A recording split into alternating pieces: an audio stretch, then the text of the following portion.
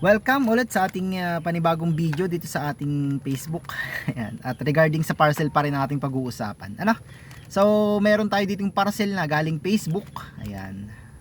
At talagang scam. Ayan. To, hindi naman mapapasa yung pangalan kasi baligtad.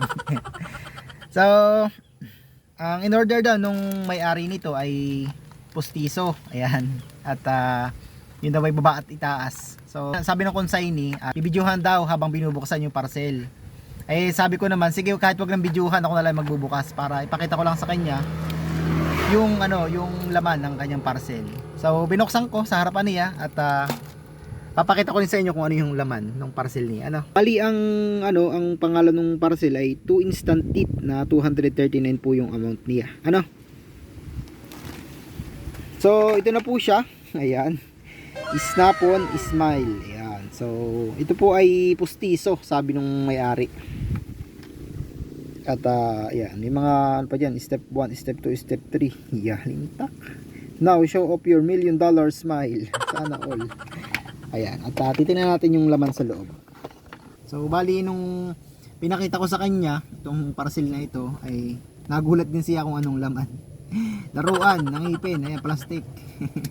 Sabi nung may-ari ay paano daw ito susuotin. Sabi ko ito ay ilalagay mo dito at ngangatain mo ito. Ay paano daw siyang may ngipin pa. Sabi ko ay problema mo na iyon. Ayan, hindi ko naman sinabi na ganun. Nasa isip ko lang. Ayan, bali yan, ganito siya ikabit. Tapos gagawin mo na lang siya. Kakagatin mo na ganun. Ayan. So may ka na, instant ngipin nga naman. Para kang vampira. Ayan yun lang. So this item worth 239. Ayan. Ito lang, 239 ito, galing Facebook. So kung ako ay loko-lokong may-ari ng paras ng ng nagde-deliver, ito papa-success ko talaga sa kanya, ipapa-receive ko. Pero dahil tayo ay naawa sa kanya dahil matanda, tapos may scam lang siya dahil dito sa 239 na pustiso. Ibalik na lang natin sa seller. Binuksan ko para sa kanya.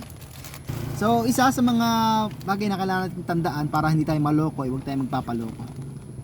Sabi nga nila, too good to be true ay scam. Ayan. 239. Ay nako. So yun lang, sana may natutunan kayo sa ating pag-unboxing na ito babalik pa rin naman ito sa sa mga seller ng in good condition, pinakita ko lang.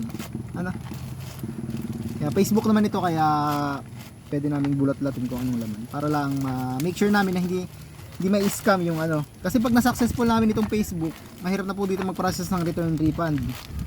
Ang gagawin sa inyo nung seller, automatic block kayo sa Messenger kasi sa Messenger lang naman kayo nag-uusap. So yeah, pag nakita nila na delivered yung parcel, ma-receive nila yung pera, automatic block kayo sa kanila. Wala na kayong habol. So yun lang, at maraming salamat. Huwag na kayong order sa Facebook para hindi kayo may-scam. Thank you very much at see you sa susunod nating mga videos.